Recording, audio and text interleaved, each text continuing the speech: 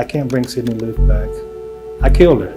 I mean, I didn't mean to, but I did. Murder in the first degree, a Class 1 felony. The defendant is sentenced to death. He was dubbed the Nebraska Tinder Killer for the chilling nature of his crimes and the way he preyed upon unsuspecting victims through online dating. However, unlike any fictional villain, his manipulations, depravity, and courtroom theatrics would shock and horrify the community. Let's begin. Stop recording. Aubrey Clifton Trail was born on December 6, 1966 in Titusville, Florida. He grew up in a modest working-class family, moving frequently between Florida and other parts of the South during his formative years. His family struggled financially, and this instability shaped much of his early development. Reports from acquaintances paint a picture of a boy who learned quickly that charm and persuasion could open doors where hard work and honesty could not. From a young age, Trail displayed a natural charisma, a gift that could have been used constructively, but instead became the foundation of manipulation and deceit. School was never a priority for Trail. He found it tedious and constricting, often clashing with authority figures and showing early signs of rebellion. By his teenage years, he had discovered that his charm could serve as a tool for personal gain. Small scams, petty thefts, and minor cons were early outlets for this manipulative streak. Friends from his youth described him as someone who always had a plan, constantly hustling, yet with no sense of morality guiding him. By adulthood, Trail had honed his skills as a con man. He sold counterfeit antiques, staged fraudulent deals, and tricked unsuspecting buyers into surrendering large sums of money. Law enforcement occasionally intervened, but Trail was adept at covering his tracks, avoiding significant consequences for years. Over time, multiple convictions for fraud, theft, and forgery accumulated. Yet his criminal behavior was about far more than money. Trail craved control, dominance, and the ability to manipulate others. He sought power over people as much as over situations, relishing the sense of influence his schemes provided. On November 15, 2017, a night that began with excitement and hope would end in horror, leaving an indelible mark on a Nebraska community. At the center of this tragedy were Aubrey Trail and Bailey Boswell, a duo whose collaboration would lead to one of the most heinous crimes in the state's history. Trail, already skilled in manipulation, found an accomplice in Boswell, a woman nearly 30 years his junior. Together, they formed a dangerous alliance built on cunning and opportunism. What started as schemes to target women for financial gain quickly escalated. Lies and deceit gave way to control, domination, and ultimately, murder, leaving a community reeling in shock. The victim, 24-year-old Sydney Luke, was a young woman from Lincoln, Nebraska. She worked at Menards, a local home improvement store, and was described by friends and family as friendly, trusting, and full of life. Like many in her generation, Sydney sought connections online, using Tinder as a platform to meet new people. It was there that she connected with a woman named Audrey, who was, in reality, Bailey Boswell, Trail's girlfriend and partner in crime. Bailey and Aubrey's partnership was disturbingly calculated. While Bailey appeared to be approachable and friendly, Aubrey controlled much of the operation from behind the scenes. Together, they preyed on vulnerable women, offering companionship and adventure, while orchestrating manipulation and control. Trail later admitted in court that he was obsessed with power and control, claiming to have a lifestyle that involved intimacy, dominance, and what he bizarrely described as witchcraft. On November 14, 2017, Sydney arranged a date with Bailey. Excited for the evening, she shared a Snapchat story with the caption, "Ready for my date." There was no indication that she could foresee the danger awaiting her. That evening, after finishing her shift at Menards, Sydney left work as she had many times before, hopeful about making a personal connection. She had no reason to suspect that the night would end in tragedy. On the night of November 15, 2017, Sydney entered Bailey's car, trusting the woman she had met online. Instead of a simple date, she was driven to the basement apartment that Trail shared with Bailey in Wilbur, Nebraska. What followed was a crime that would shock the state. Prosecutors later revealed that Sydney was strangled with an extension cord. For days, Sydney's disappearance was a mystery. Her family, friends, and community launched desperate searches, holding on to the hope that she would return safely. That hope ended on December 4th, 2017, when search teams discovered her remains along a remote gravel road, confirming the worst fears. Sydney had been killed and dismembered, placed in trash bags, and scattered across rural areas of Clay County. The extreme brutality of the murder sent waves of horror through the local community. We are committed from the very beginning with our law enforcement partners to you, the public. Law enforcement quickly focused on Aubrey Trail and Bailey Boswell.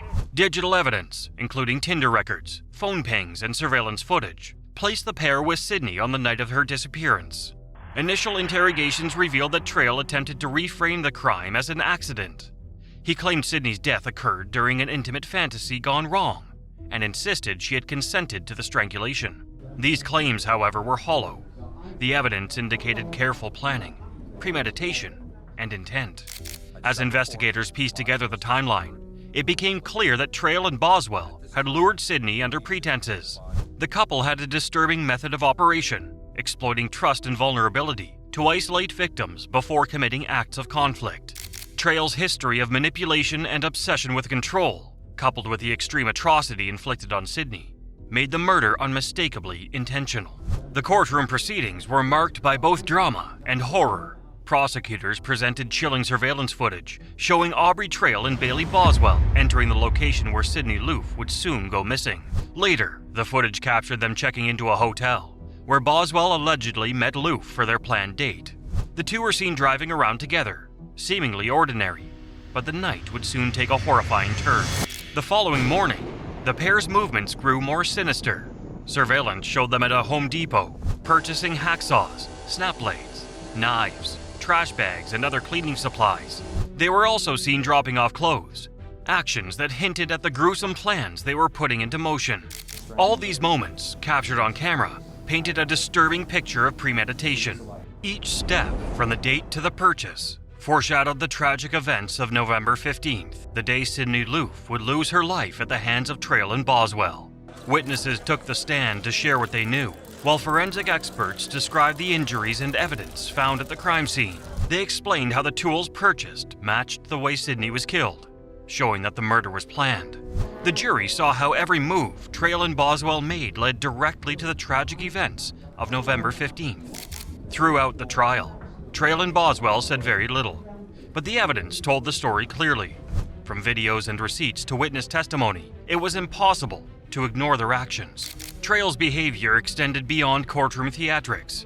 He frequently clashed with his defense attorneys, at one point insisting on representing himself. Despite their advice, he took the stand in his own defense and said, It was only me, Bailey, and Sydney there the night Sydney died. And I'll get into how it happened, I guess. But no, there was no two other girls there. There was no fantasy. There was no $15,000 paid for a sexual fantasy. Aubrey Trail's behavior during the trial was erratic and shocking.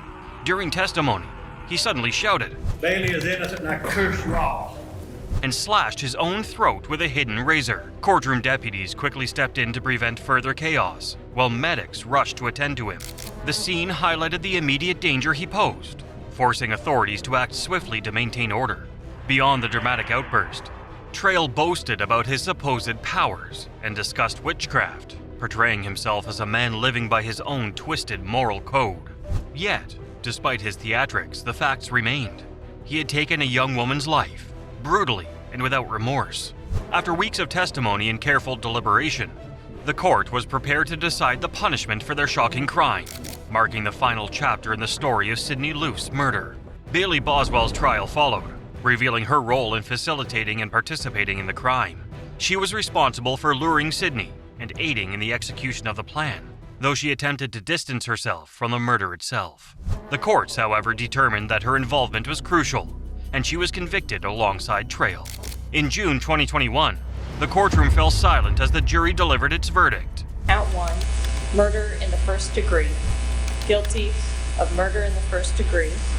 The gravity of the moment weighed heavily on everyone present.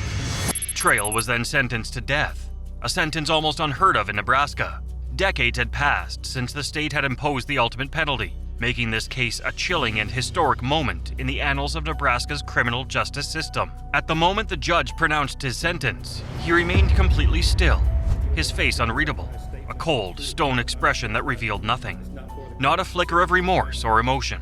At one point, he also said, Say I'm sorry, what I've put you through, and I won't ask for forgiveness. Bailey Boswell was sentenced to life in prison without the possibility of parole.